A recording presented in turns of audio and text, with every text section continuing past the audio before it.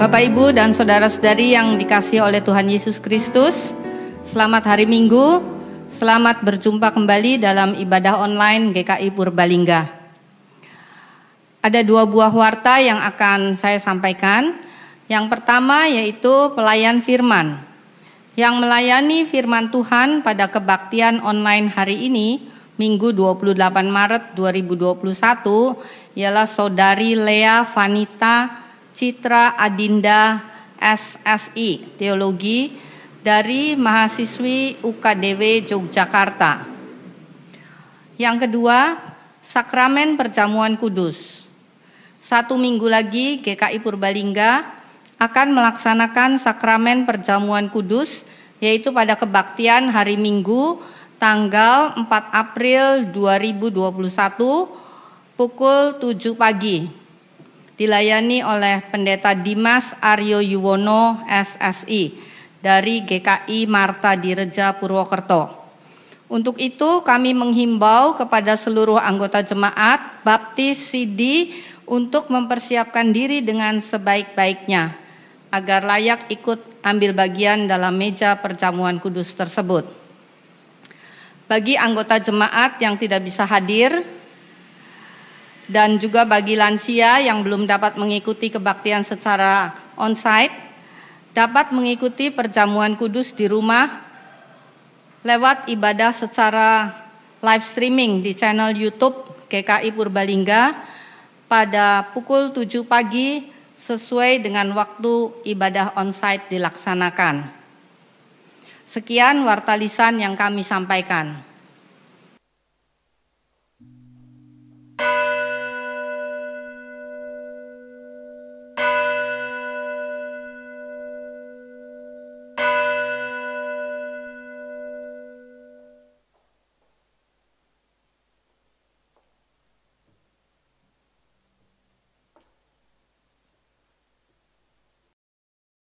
Jemaat yang dikasihi Tuhan, mari kita bangkit berdiri untuk memulai ibadah kita pada hari Minggu ini. Diberkatilah yang datang dalam nama Tuhan. Hosana. Hosana bagi putra Daud. Hosana. Hosana di tempat yang maha tinggi. Hosana. Mari kita memuji Tuhan dari nyanyian NKB nomor 74 bait yang pertama.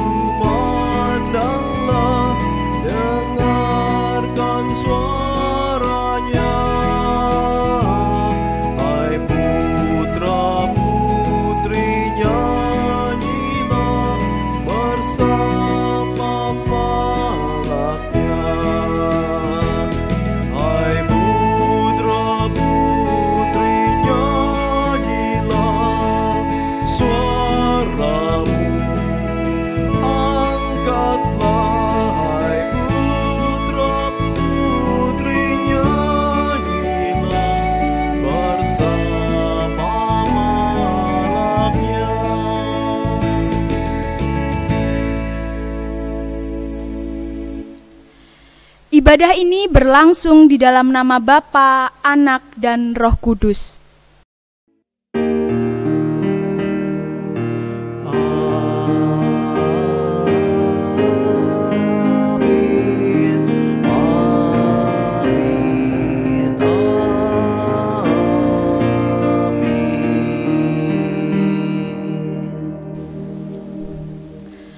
Salam sejahtera bagi saudara yang datang dalam nama Tuhan. Tuhan besertamu. dan besertamu juga.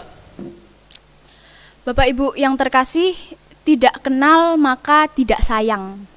Jadi izinkan saya untuk memperkenalkan diri saya terlebih dahulu secara singkat. Nama saya Lea Vanita Citra Adinda, Bapak Ibu. Bapak Ibu bisa memanggil saya dengan sebutan Lea. Saya berasal dari GKI Kuta Arjo. Dan saat ini saya masih kuliah semester 6 di Universitas Kristen Duta Wacana di Jogja. Mungkin cukup sekian ya Bapak Ibu perkenalan kita. Bapak Ibu Saudara yang terkasih, hari ini kita merayakan Minggu Palma sekaligus Minggu Kesengsaraan, di mana ketika Yesus masuk ke kota Yerusalem, Yesus dieluh-eluhkan, tetapi Yesus juga mengalami penolakan oleh penduduk Yerusalem. Kita akan sama-sama belajar Bapak Ibu, bagaimana Yesus menguasai diri di tengah pujian dan penolakan. Walaupun Bapak Ibu seringkali ketika kita mengalami pujian dan penolakan, kita lalai untuk menguasai diri kita. Maka dari itu Bapak Ibu, mari dengan kerendahan hati kita mengakui dosa dan kesalahan kita. Mari kita berdoa Bapak Ibu. Tuhan, kami datang dengan kerendahan hati untuk mengakui setiap kesalahan dan dosa kami. Ampuni kami Tuhan ketika kami masih sering tidak menaati perintah-Mu. Kami masih seringkali tidak bisa menguasai diri kami di tengah pujian maupun penolakan yang kami alami. Sehingga kami masih mengeluh dan melupakan tanggung jawab kami sebagai umat-Mu. Ampuni kami Tuhan dan mampukan kami untuk bisa menyelesaikan tugas kami secara tuntas dengan taat. Terima kasih Tuhan, dalam nama-Mu kami telah memohon ampun. Amin. Allah yang Maha Pengampun telah mendamaikan dunia dengan diri-Nya dengan wafat dan kebangkitan Anak-Nya. Ia telah mencurahkan Roh Kudus demi pengampunan dosa. Dengan karya keselamatannya, Ia melimpahkan pengampunan dan damai kepada kita. Di dalam nama Bapa, Anak, dan Roh Kudus. Inilah berita anugerah yang tertulis dalam Yeremia 33 ayatnya yang ke-8. Aku akan mentahirkan mereka dari segala kesalahan yang mereka lakukan dengan berdosa terhadap Aku. Dan Aku akan mengampuni segala kesalahan yang mereka lakukan dengan berbuat dosa dan dengan memberontak terhadap Aku. Demikianlah berita anugerah dari Tuhan. Syukur kepada Allah.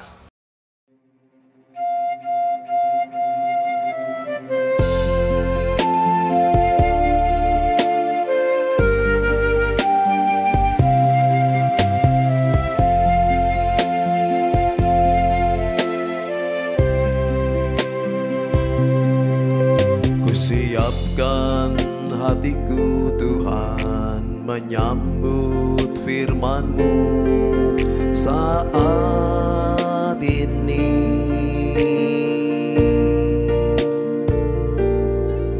Aku sujud menyembah Engkau dalam hadirat-Mu saat ini.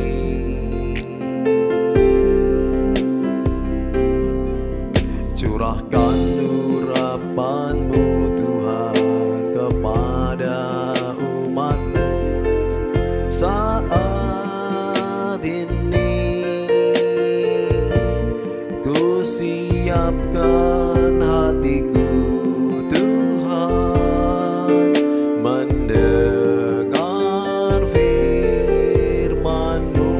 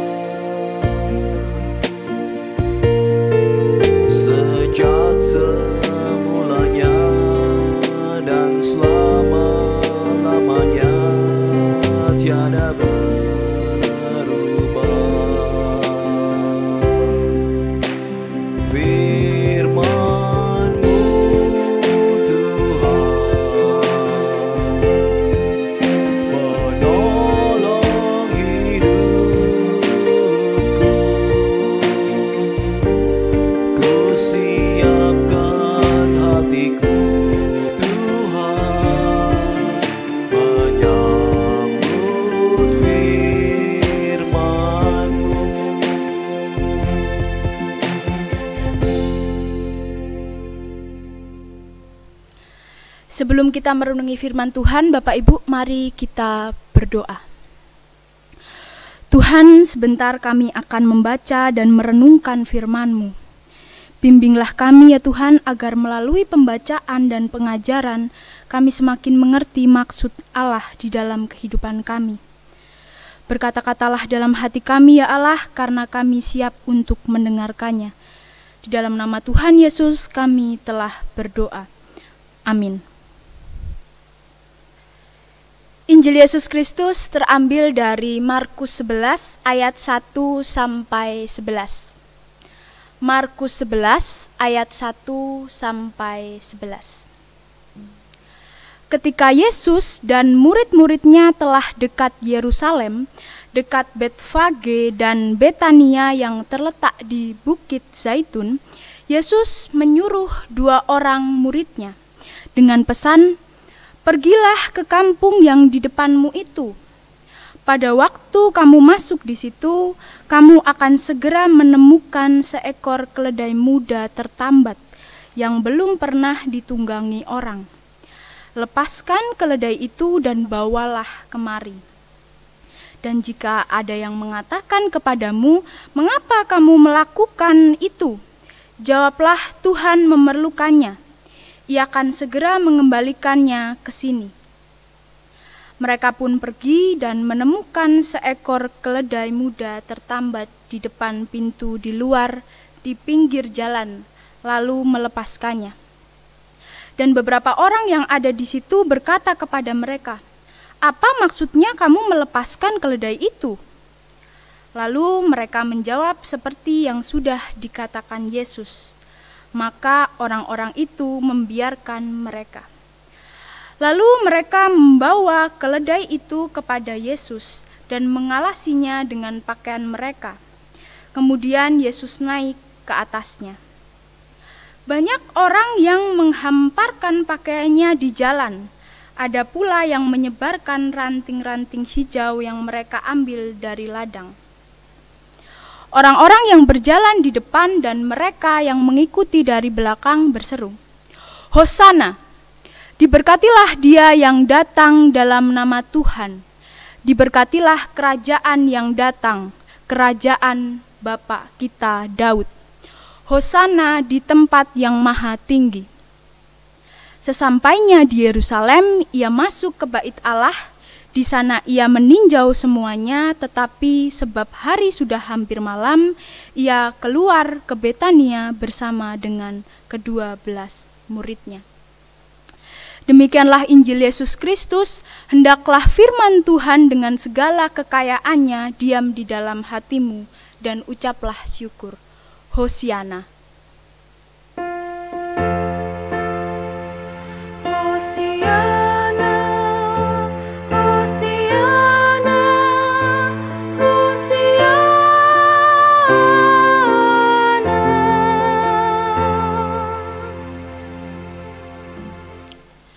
Bapak Ibu Saudara yang terkasih, ada sebuah ungkapan yang dituliskan oleh seorang penulis kata-kata motivasi dan mutiara dalam sebuah blognya.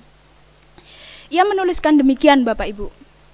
"Pujian tak membuatku lupa, dan hinaan tak membuatku gerah." Agaknya penulis ini sedang mengalami atau justru pernah mengalami situasi yang membuatnya hampir menyerah, Bapak Ibu, yaitu di tengah pujian dan hinaan. Sehingga melalui tulisan ini penulis ingin mengatakan kepada pembacanya bahwa jangan sampai pujian dan hinaan menghambat tujuan kita dalam melakukan sesuatu. Bapak Ibu, apa yang dituliskan oleh penulis ini menarik, karena seringkali kita juga diperhadapkan dengan situasi yang demikian. Ketika kita menerima pujian, kita seringkali lupa karena terlalu senang dengan pujian itu.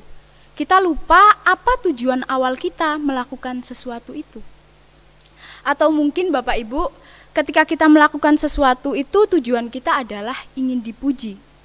Sehingga ketika yang kita dapatkan adalah penolakan, hinaan, dan pengkhianatan, kita menjadi mudah kecewa dan putus asa. Apalagi kalau misalnya yang memuji itu lalu memberikan hinaan atau penolakan. Kita seakan dilambungkan tinggi oleh sebuah pujian, lalu kita dibanting dengan sebuah penolakan, bahkan oleh orang yang sama. Bapak Ibu yang terkasih, kita melihat dalam bacaan Injil kita, Yesus ternyata juga pernah mengalami situasi yang demikian. Yesus dieluh-eluhkan oleh penduduk Yerusalem, tetapi Yesus juga mendapat penolakan oleh penduduk Yerusalem. Kita dapat melihatnya dalam Injil kita, Markus 11 ayat 1 sampai dengan 11 yang menceritakan tentang kisah Yesus masuk ke kota Yerusalem. Bapak Ibu, Yesus masuk ke kota Yerusalem itu dengan penuh kesadaran. Yesus sadar bahwa keputusan Yesus masuk ke kota Yerusalem itu akan membawa dia kepada penderitaan dan kematiannya di kayu salib. Tetapi walaupun begitu, Yesus tetap masuk ke kota Yerusalem. Dan ketika Yesus masuk ke kota Yerusalem, penduduk Yerusalem menyambut Yesus dengan meriah dan sikap yang penuh hormat. Pertanyaannya Bapak Ibu, mengapa penduduk Yerusalem menyambut Yesus sebegitu meriahnya dengan penuh sorak-sorai? Jika kita telusuri lebih dalam Bapak Ibu, sikap penduduk Yerusalem itu berkaitan dengan anggapan dan harapan mereka ketika Yesus masuk ke kota Yerusalem. Mereka menganggap bahwa Yesus datang ke kota Yerusalem itu untuk membebaskan mereka dari penjajahan Romawi.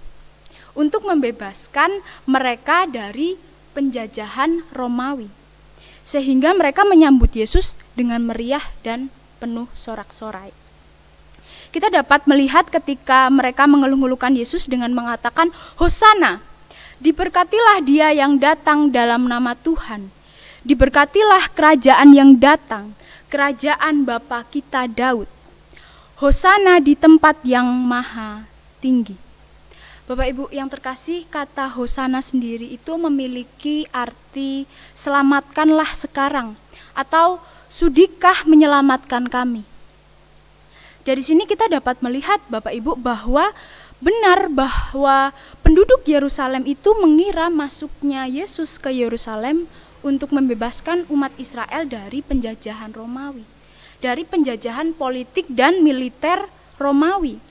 Sehingga mereka, penduduk Yerusalem, menyambut Yesus melebihi seorang pahlawan yang telah menang. Tentu saja ini bukan tujuan Yesus datang ke Yerusalem, Bapak Ibu. Yesus masuk ke Yerusalem itu dalam rangka mewujudkan karya keselamatan Allah, yaitu pendamaian melalui penderitaan dan kematiannya. Dari sini kita melihat bahwa penduduk Yerusalem itu belum memahami sepenuhnya makna kemesiasan Yesus, yaitu untuk membebaskan mereka dari penjajahan dan kuasa dosa. Sehingga ketika Yesus tidak berbuat apa-apa, ketika Yesus ditangkap dan diadili di hadapan Pontius Pilatus, mereka yang awalnya memuji-muji Yesus menjadi sangat amat kecewa. Ini Yesus yang tadi saya eluh-eluhkan, yang saya gadang-gadang kalau katanya orang Jawa, yang saya gadang-gadang membebaskan dari penjajahan Romawi, kenapa malah ditangkap? Udah ditangkap, nggak berbuat apa-apa lagi. Mereka sangat amat kecewa dan marah Bapak Ibu, sampai teriakan yang awalnya adalah pujian berubah menjadi teriakan amarah. Salibkan dia, salibkan dia. Ketidaktahuan penduduk Yerusalem lah yang membuat mereka menjadi marah dan kecewa, sehingga mereka menginginkan kematian Yesus. Bapak Ibu Saudara yang terkasih, ketika kita membicarakan mengenai Minggu Palma atau Minggu Palmarum, ketika Yesus dieluh-eluhkan saat masuk ke kota Yerusalem, kita juga membicarakan mengenai kesengsaraan Yesus atau Minggu Kesengsaraan. untuk menunjukkan bahwa masuknya Yesus ke Yerusalem itu bukan untuk dieluh-eluhkan, tetapi berkaitan dengan penebusan, yaitu melalui penderitaan dan kematiannya. Meskipun Bapak Ibu, hal ini tidak dipahami oleh penduduk Yerusalem, sehingga mereka yang awalnya bersorak-sorak memuji Yesus berubah menjadi menuntut kematian Yesus. Tapi yang menarik Bapak Ibu adalah respon Yesus ketika Yesus di tengah pujian dan di tengah penolakan yang Yesus alami. Yaitu respon Yesus adalah diam. Ketika Yesus dieluh-eluhkan, Injil tidak menunjukkan respon Yesus yang senang ataupun bangga gitu. Tetapi respon Yesus itu jauh dari sikap mencari perhatian ataupun menjadi takabur. Karena Yesus tahu bahwa pujian dan harapan umat Israel tidak sejalan dengan apa tujuan Yesus masuk ke Yerusalem. Tetapi diamnya Yesus Bapak Ibu bukan diam yang begitu saja. Tetapi diamnya Yesus adalah diam menguasai diri. Menguasai diri apa? Untuk apa? Untuk fokus kepada tujuannya, yaitu untuk mewujudkan karya penyelamatan Allah. Yesus tidak fokus kepada pujian yang ada. Karena kalau Yesus fokus kepada pujian yang ada, Yesus akan mengubah tujuannya hanya untuk membuat mereka memuji Yesus. Begitupun respon Yesus di tengah penolakan Bapak Ibu. Ketika Yesus diadili di hadapan Pontius Pilatus, Yesus masih tetap menguasai diri dengan cara diam. Supaya Yesus tidak fokus pada penolakan yang ada yang bisa membuat Yesus kecewa. Bisa menggoyahkan ketaatan Yesus kepada Allah. Dan tentunya bisa mempengaruhi tujuannya untuk mewujudkan karya keselamatan Allah. Di tengah pujian dan penolakan serta pengkhianatan Bapak Ibu, adanya sikap penguasaan diri yang luar biasa di dalam diri Yesus. Dan itu terbukti ketika Yesus tetap memilih untuk mati di kayu salib. Artinya, Yesus menyelesaikan tugasnya dengan tuntas. Yesus memberikan teladan menguasai diri di tengah pujian maupun penolakan. Bapak Ibu yang terkasih, tema kita pada hari ini bertemakan menguasai diri di tengah pujian dan penolakan. Pertanyaannya Bapak Ibu, bagaimana dengan kita sebagai umatnya yang juga mungkin pernah atau akan mengalami situasi demikian? Apakah kita juga bisa menguasai diri kita di tengah pujian dan penolakan seperti yang telah diteladankan oleh Yesus? Memang Bapak Ibu, menguasai diri itu sulit. Siapa yang tidak suka dengan pujian? Siapa yang suka dengan yang namanya penolakan ataupun pengkhianatan? Ketika ditanya satu persatu, maka setiap orang akan menjawab, saya suka dengan yang namanya pujian. Dan saya tentu akan menjauhi yang namanya penolakan, apalagi pengkhianatan. Misalnya Bapak Ibu, ketika seseorang memposting atau mengunggah fotonya di media sosial, misalnya Instagram atau Facebook gitu, mereka akan senang ketika kita atau foto yang kita unggah itu disukai atau diberi komentar, cantik ya, wah gantengnya gitu. Tetapi bagaimana kita merespon pujian tersebut agar kita tidak takabur Bapak Ibu? Ketika kita tidak menghalalkan berbagai cara agar pujian itu tidak membuat kita candu. Karena terkadang pujian kan membuat kita candu Bapak Ibu. Kalau udah dipuji itu pengennya besoknya dipuji-puji terus. Besok ketika saya melakukan sesuatu saya pengennya dipuji terus. Jadi butuhnya penguasaan diri agar kita tidak fokus pada pujian itu. Kalau kita fokus Bapak Ibu, ketika kita ingin mendapatkan pujian, kita akan foto di tempat yang ramai gitu, yang bisa membahayakan diri kita maupun orang lain. Atau misalnya ketika kita mendapatkan pujian saat melakukan hal baik, atau menolong orang, atau mendapatkan pujian ketika kita mencapai kesuksesan, Bapak Ibu. Jika kita tidak menguasai diri kita di tengah pujian itu, fokus kita itu bukan lagi pada ketaatan kepada Allah, tetapi fokus kita adalah pujian, untuk mendapatkan pujian. Bapak Ibu, begitu juga ketika kita di tengah penolakan ataupun penderitaan dan pengkhianatan. Perlunya penguasaan diri. Kita perlu menguasai diri supaya kita tidak fokus pada hal tersebut, penolakan, penderitaan, dan pengkhianatan. Karena saat itu pasti kita kecewa, Bapak Ibu, pasti kita marah. Tetapi jangan jadikan hal tersebut membuat kita putus asa ataupun menggoyahkan ketaatan kita kepada Allah. Itulah mengapa kita diminta untuk menguasai diri, baik di tengah pujian maupun di tengah penolakan, pengkhianatan. Yesus sudah memberikan teladan mengenai penguasaan diri yang luar biasa, Bapak Ibu. Bapak Ibu yang terkasih, kalau ditanya itu kenapa harus di tengah pujian dan penolakan?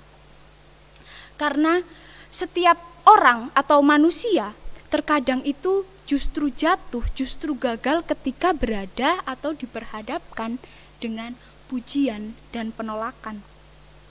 Begitupun juga dengan ketaatan kita kepada Allah, diuji ketika ada penolakan dan ada pujian. Apakah spiritualitas iman kita itu berkualitas atau tidak? Dan kualitas spiritualitas iman kita itu terlihat ketika kita merespon pujian dan penolakan tersebut.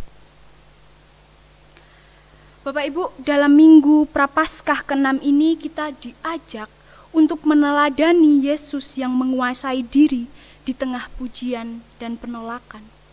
Kita juga diajak untuk mengoreksi spiritualitas iman Kristen kita sebagai umatnya. Selamat menghayati Prapaskah ke-6 Minggu Palem sekaligus Minggu Kesengsaraan, Bapak Ibu. Kiranya Allah memampukan kita untuk menguasai diri di tengah pujian dan penolakan, sehingga membawa kita kepada kemenangan iman kita. Tuhan memberkati kita semua.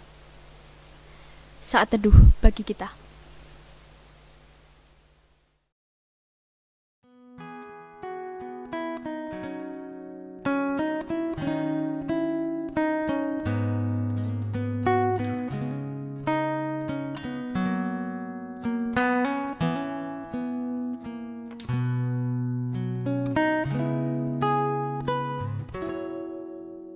Bapa surgawi, ajarku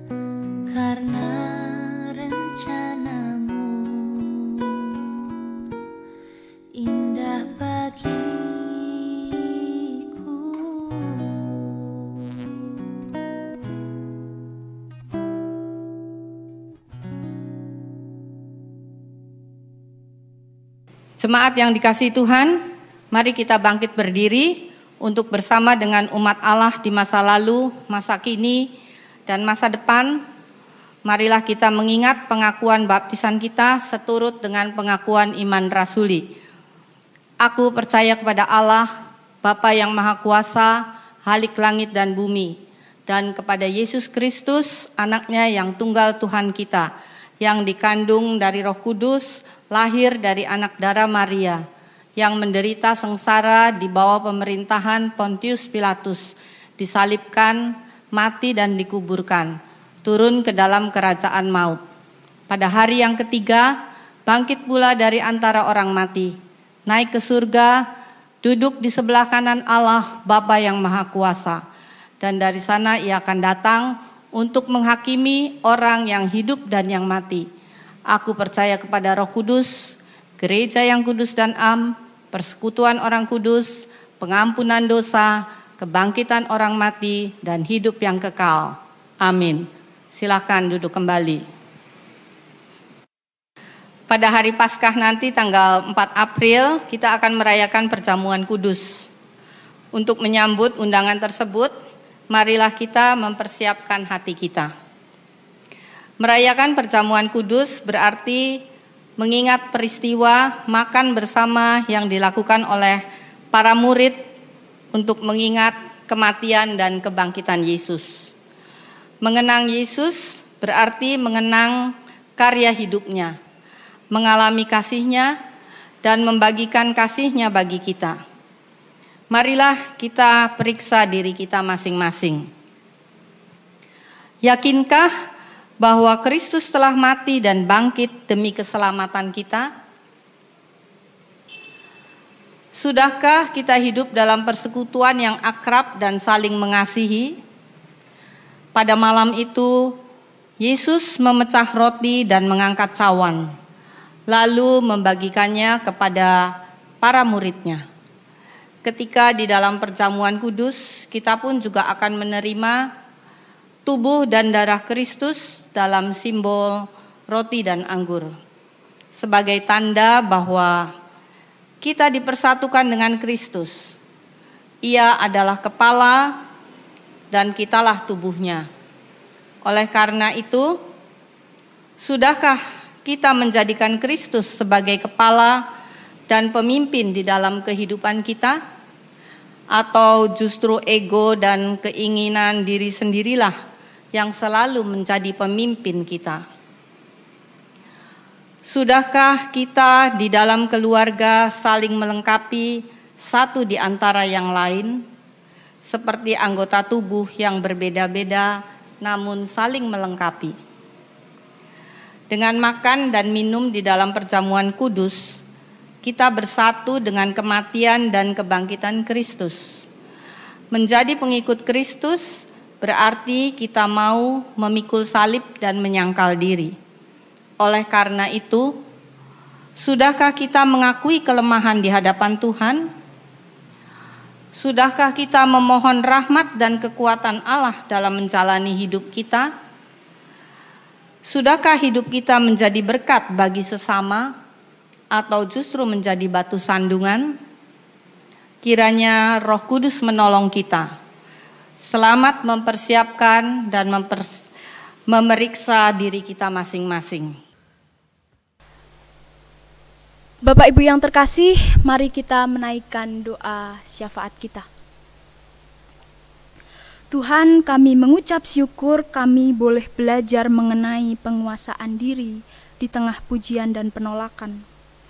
Tuhan, mampukan kami untuk bisa menguasai diri kami seperti apa yang Engkau ajarkan pada kami. Mampukan kami untuk tidak takabur ketika mendapat pujian, dan ketika kami mendapat penolakan, kami tidak menjadi putus asa, tetapi kami mampu untuk menyelesaikan tugas kami dengan fokus taat pada rancangan Allah. Tuhan, pada saat ini kami mau berdoa untuk gerejamu GKI Purbalingga. Kami mohon Tuhan memberkati majelis jemaat dan segenap jemaat di tempat ini, sehingga gerejamu semakin menyatakan kasih Allah bagi jemaat dan semua orang. Tuhan, kami juga berdoa untuk saudara-saudara kami yang sakit atau sedang dalam proses pemulihan. Berkati Tuhan melalui obat-obatan yang ada. Kami juga berdoa untuk keluarga yang mendampingi. Biarlah di tengah pergumulan yang sedang dihadapi, keluarga tetap berpengharapan kepadamu saja. Bapa, kami juga berdoa untuk bangsa dan negara kami, Indonesia, terkhusus dalam masa pandemi ini, Bapa. Untuk vaksin yang sudah ada, berkati Bapa dalam setiap prosesnya agar berjalan dengan baik. Kami menyerahkan setiap pergumulan kami ke dalam tangan kasih Bapa. Engkau yang tahu setiap pergumulan dan hati kami. Biarlah di tengah pergumulan yang kami hadapi, kami tetap menguasai diri dan tetap menjalankan apa yang memang menjadi tugas dan tanggung jawab kami sampai tuntas. Kami menyerahkan doa syafaat ini ke dalam tangan kasih-Mu Tuhan. Dalam nama Tuhan Yesus kami telah berdoa. Amin. Saat ini kita diberi kesempatan untuk menyampaikan persembahan kita.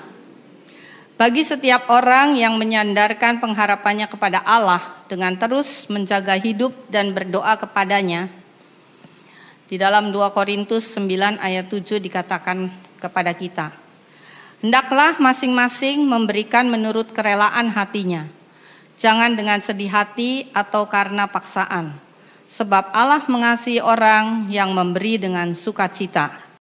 Karena itu, mengucap syukurlah kepada Tuhan atas kasih karunia yang telah dicurahkan kepada kita.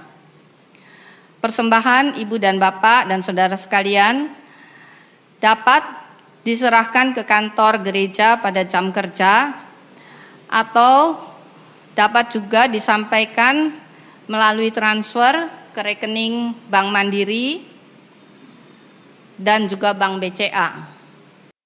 Mari kita bangkit berdiri untuk membawa persembahan kita. Bapa di dalam surga, kami mengucap syukur dan terima kasih kalau pada saat ini kami masih diberi kesempatan untuk menyampaikan ucapan syukur kami yang asalnya dari Tuhan juga. Kiranya ini semua juga dapat dipergunakan untuk kelebaran kerajaan Tuhan, khususnya di GKI Purbalingga. Biarlah kiranya Tuhan yang memberkati kami para majelis ataupun anggota pengurus komisi yang akan mengelola dan memakainya, biar kami dapat bertanggung jawab pada Tuhan. Terima kasih Tuhan, di dalam nama Tuhan kami Yesus Kristus, kami berdoa dan mengucap syukur. Amin.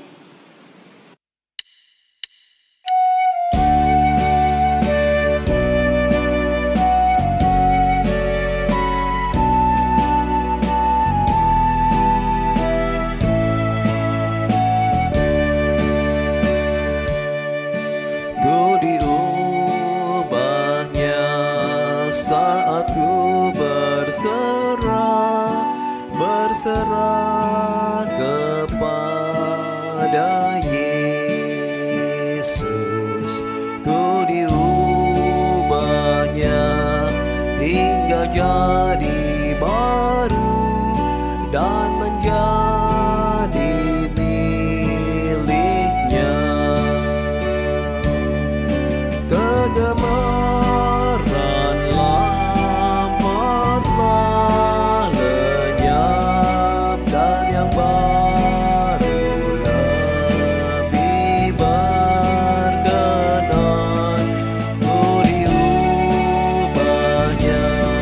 saat ku berserah dan menjadi miliknya.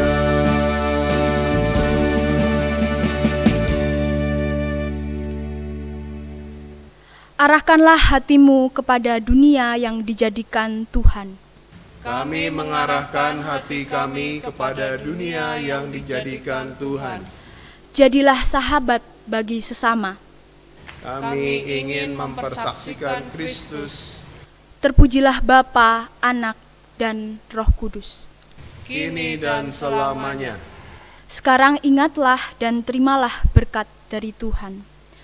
Tuhan memberkati kita dan melindungi kita.